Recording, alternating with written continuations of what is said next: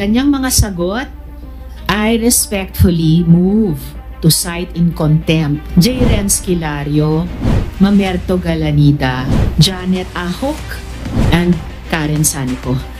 Ito ang Wow Trending. Senyor Aguila, bistado ang pagiging leader pala niya ng nasabing kulto sa Surigao ay isa lang palang palabas. Sa madaling sabi ay puppet lang si Senyor Aguila. Una nang sinabi ni Jing Plaza na hindi daw si Senyor Aguila ang nagdidesisyon sa grupo. Merong mga tao na nasa likod kung ano ang kanyang sasabihin at lahat ng kanyang gagawin. Kung titignan natin ang Facebook ni Senyor Aguila noong 2015 ay meron siyang mga pictures na sobrang payat pa. Kwento ng mga dating kaibigan ni Senyor Aguila na nagulat daw sila kung paano siya naging presidente ng SBSI. Miyembro daw ng dance group si Senyor Aguila dati at pangarap din daw niya na maging DJ. Kung babasihan natin ang testimonya ng apo ng founder ng SBSI, sinabi niya na estudyante niya dati si Senyor Aguila at sinabi din niya na ang lola daw niya ang pumili kay J. Renz Kilario para maging presidente ng SBSI bilang Senyor Aguila. Kung totoo ang sinasabi ng apo ng dating founder na ang mentor daw ni Senyor Aguila ay ang kanyang lola, dahil sa issue ng sapilitang pagpapakasal na wala pa sa tamang edad at si Senyor Aguila lang daw ang pumipili, abay may nangyayari sa loob ng kapihan na hindi pa natin alam. Po ba?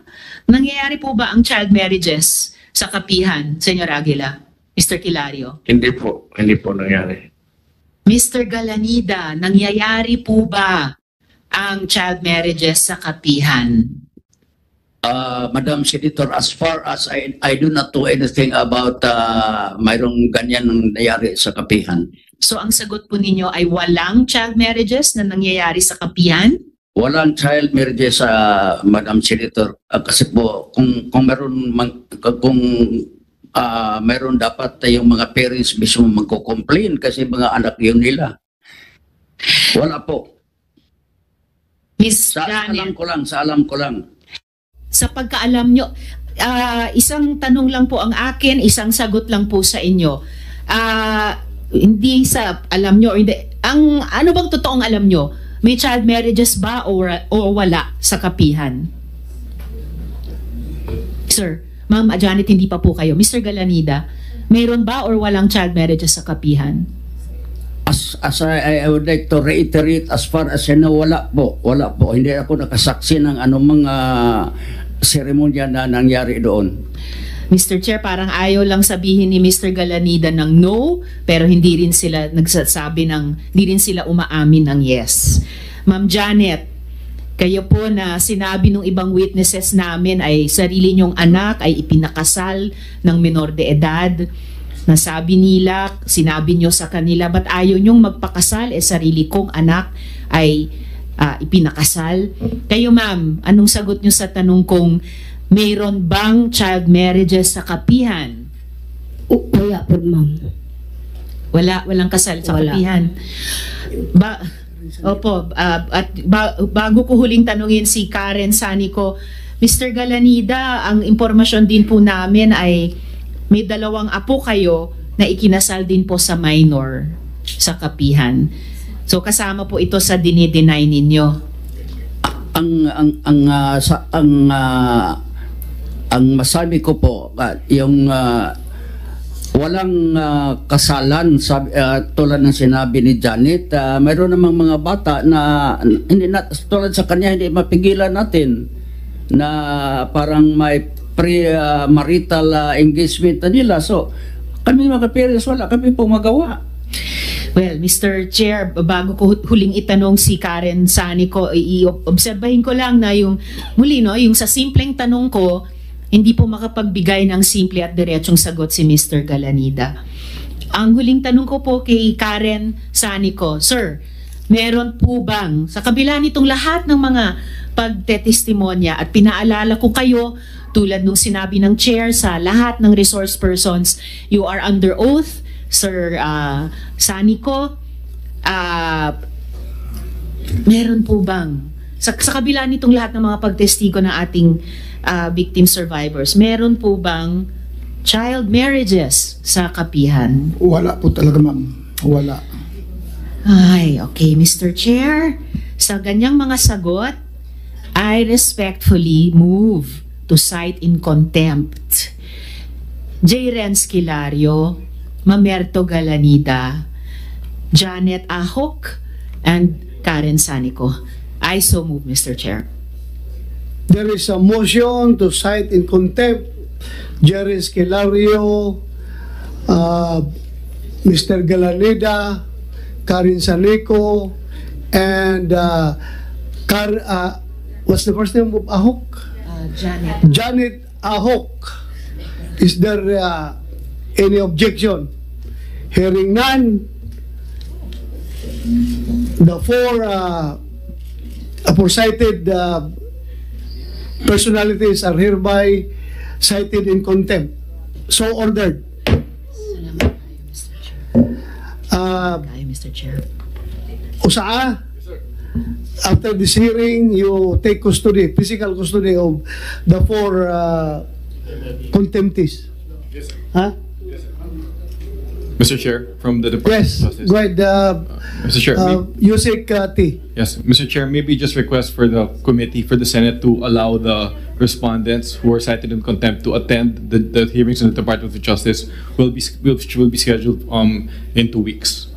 Yes, we will just make the necessary communication, and USAA will take care of their transportation papunta dun sa hearing ninyo. Okay, thank you, Ha? Mr. Chair. Thank you. And please make it fast yung proseso nyo. Mr. Chair. Thank you. Go ahead, Senator Risa. Mr. Chair, kung may natitira pang DSWD National, meron pala akong isang huling follow-up question sa kanila. Mayroon po ba? Yeah, go ahead, Senator Risa. Ang tanong ko lang po, or baka pwede ring may input din ang Socorro MSWDO, kung yung mga miyembro ng SBSI ay ma-determine na naging biktima ng human trafficking, tama po ba na entitled din sila sa assistance at benepisyo mula sa gobyerno para tulungan sa kanilang rehabilitation at saka reintegration? Yes, sino tinatanong natin? Senator Risa? Taga DSWD sana po. DSWD? Nandun pa sa loob, may kinakausapan. Maybe you can shift your focus muna dito. Opo. Salamat kayo, Yeah, go ahead. Mr. Chair. Sir Kent, Kent Steven Consigna, dun po sa ipinakitang letrato ni Chair kanina, kasama po kayo doon? Opo, ma'am. Kasama ko doon. Kasama po kayo. Tapos, kayo po ay miyembro ng pangalawang antas ng Soldiers of God, yung Cluster ano po yung Agnus notes po? Cluster Agnus. Cluster, yun po. Cluster Agnus. Opo. Meron din po kayong marka tulad ni Jeng, Ito po. Sir Jeng kanina?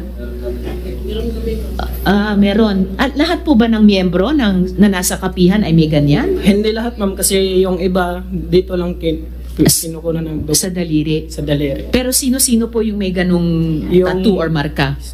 Sabi nila, ma'am, yung matatapang daw magpalaslas daw sa braso.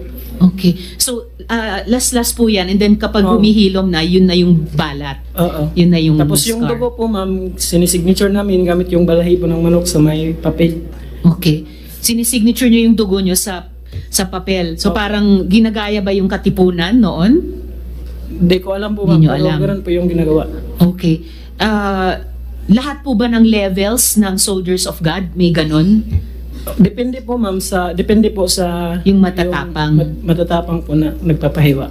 Pati po ba yung mga bata sa fetus, Opo. 6 to Opo, 7 may- years old, may ganon na? Ang alam ko po, yung mga bata sa kamay daliri lang po. Sa kamay, sa daliri.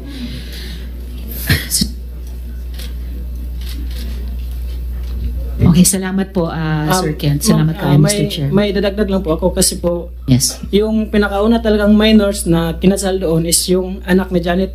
Tapos yung kapartner niya po is kaplaton ko po sa Cluster Agnus. Sa Cluster Agnus po kasi nung nandun pa ako, may 13, hinati-hati siya ng 13 platoons. Yung member po is umabot may 30, 20 plus ganun po. Tapos yung partner ng anak niya is kaplaton ko po. Tapos kabarangay ko din po sa Socorro. Ilang taon yung anak ni Miss Janet? ano po, 12 years old nung kinasal, tapos yung babae pa, 13 yata yun, kung hindi ako nagkamali. Tapos, isa po ako doon ma'am sa kinasal, 18 po ako nung kinasal ako ni Senyor Aguila, tapos yung kapartner ko po is lesbian po, 24 years old. Tapos, nangyari po, kapag 3 gabi hindi mo makuha yung babae, pinapatawag po. Tapos, yung time po, nung di ko ginalaw talaga yung babae, pinatawag ako ni Senyor. Tapos, sinabihan ako na gahasain ko daw. Dahil, asawa ko na daw yun, authorized na daw ako na gumahasa sa kanya. Tapos, sinutosan niya po si Janet na kumuha po ng tabletas po, yung gamot pinainom sa akin. Di ko matukoy kung anong gamot yun, pero Sino Janet? Janet Ahok po. Ahok. Sige, continue. Tapos, yun po, ininom ko naman yung gamot, pero nung kagabihan po, yung pagkatapos kong inumin, wala pa siya masyado epekto. Nung umuwi na ako po, is doon na nag-iba yung reaksyon ng katawan ko. Tapos, di ko na alam kung nung parang lutang po talaga ako. Tapos, nung kagabihan po is gusto ko pong maggalawin yung babae, pero hindi ko talaga ginawa kasi wala akong gusto. Tapos, parehas din kaming walang gusto kasi pilit lang din na kinasal. So, ang nangyari po is, pumunta po ako ng CR, doon po, tapos, binasap ko po yung katawan ko, tapos bumalik ako, parang bumalik yung reaksyon ng katawan ko. Tapos, yung sa training po, na yung mga dinidinay nila is, may time din po na may pumutok na baril doon sa function hall. Yung tinuruan kaming mag-disassemble at mag-assemble. Tapos, So, totoong baril ito Totoo po kung yun, ma'am. dinisarma nyo at inassemble ulit. opo, tinuruan kami noon. Tapos, sa platon namin hindi natapos kasi may pumutok. Tapos, pagkatapos nung pumutok yung baril is, pinatusok ulo po kami sa may tiles po, ma'am. Ano kayo? Tusok ulo po sa tiles. Bakit kayo pinatusok ulo? Yung bali punishment po, ma'am. Tapos, Dahil may pumutok na baril. Sinong nagbatusok ulo? Sila po may doon sila mga staff sa Agnos, sila si Daryl Buntad, si Johnny Landag, Jubilito, Chicoso. Daryl Buntad. Sino Daryl Parang Buntad? mandasyon din po ni Senyor Aguila.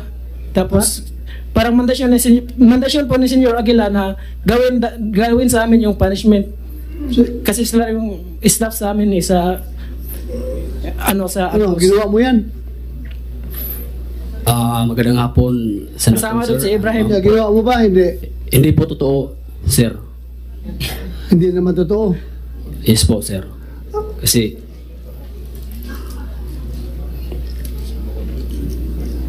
Ano ang unit mo dati? sa sir, sa RPSB 13 doon sa Adlay, sir. RPSB 13. Yes po, sir. Tusok ulo. Alam mo, ito bata. Sa totoo lang, mas naniniwala ko dito eh. Ha? Kasi siya, inosente yan, walang alam yan sa tusok ulo. Ikaw, RPSB ka galing, alam ko, ginagawa niyo yung tusok ulo. So, paano siya ngayon mag-imbento ng term na hindi niya alam, ikaw alam mo?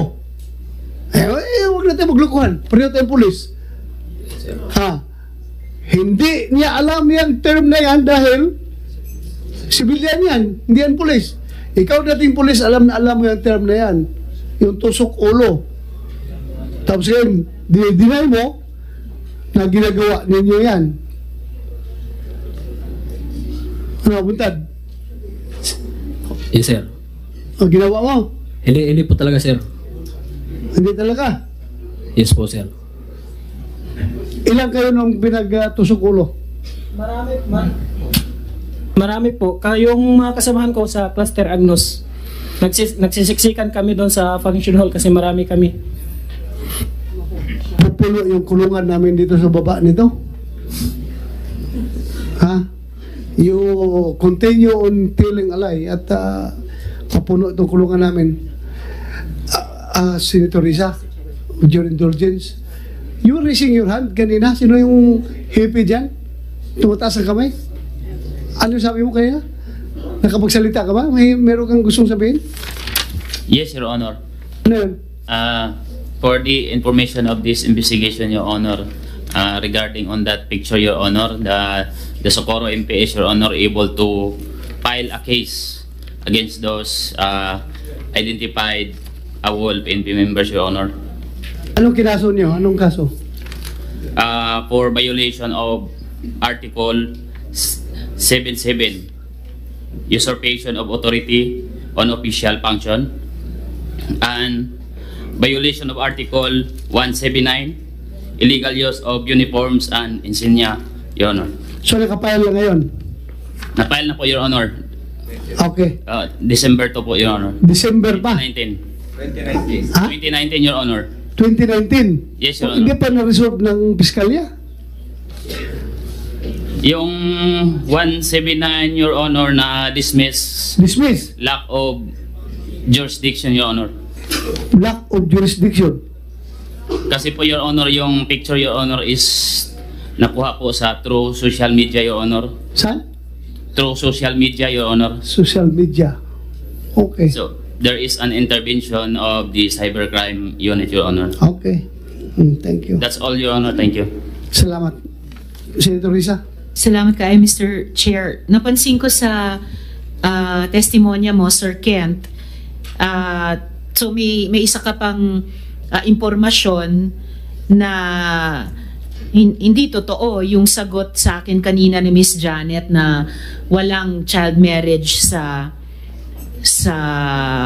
kapihan dahil yung mismong anak niya ay nasa ganong sitwasyon. And then, hindi lang pala pinagpapares yung nasa hustong gulang at saka menor de edad, pero pati yung isang hustong gulang tulad mo noon at yung isang mas matanda pero lesbian na hindi na in love sa lalaki. Tapos pinagpupumilit na kayo ay magtalik, ina-authorize pa kayo na gahasain yung babae. Yung mic nyo po. Opo, ma'am. Yun po talaga yung utos ni Senyor na gahasain ko daw yung babae kapag hindi nagpapagalaw. At Senator yes, Risa. Mr. Chair. Yung blue na pinainom sa'yo, na tablitas, hindi mo ba alam na Viagra yun? Hindi ko alam kung ano, sir, pero ininom ko na lang. Hindi Ininom ko mo? alam kung anong klaseng tabletas yun. Tapos maya-maya, naramdaman mong sumarap ng Opo. pakiramdam mo? Ha? Most likely, Viagra yun. Hindi ako gumagamit yan, ha? Hindi ako gumagamit, pero alam ko lang na alam ko dahil nakikita mo yan na yung blue pill na yan is Viagra. Si Kwan yung nagbigay, si Janet Ahok. Ano yung binigay mo sa kanya na blue daw? Anong klaseng Kwan yun? Tableta? Sir, sa labing tinuod, kinisi is Indo ulis dyan ako dito. Pasubaya lamang ko, sir. Sige. Indo ulis dyan ako dito sa viewing. Kining bata, sir, sa una, gikagid na siya. Daghan ang mga kagid sa ijang kuan, lawas. Unja na nga doon siya naho, yung siya na nga. Naaba kay tambal initi. Unja, dito, sir, diha ko'y tablitas nga, dalasinsi. Ano na? Dalasinsi. Ano yun? Dalasinsi, sir. Dalasisi. Oh. Okay. Maumay Anong yung kulay? Blue? Blue? Sir. Blue ang kulay? Mura na siya og brown, sir. Brown. Medyo may pagkamaroon. Okay. Oh. Nangadyo ra na siya nag tableta suya na siya ingon nga akong gitagaan og mga bisan unsa tableta sa tunga isang pangadyo na, sir. Oh, Kay gitagid na siya sa una, sir. Excuse me po, Mr. Chair, is yung sinabi ko po kasi nung pinatawag kami is hindi po tumatayo yung junjun ko, kaya sabi ko nga hindi ko kayang galawin yung babae. Tapos yung binigay po para yung alam ko sa pagkakaintindi ko po is para sa ano talaga yun, pampagana. Si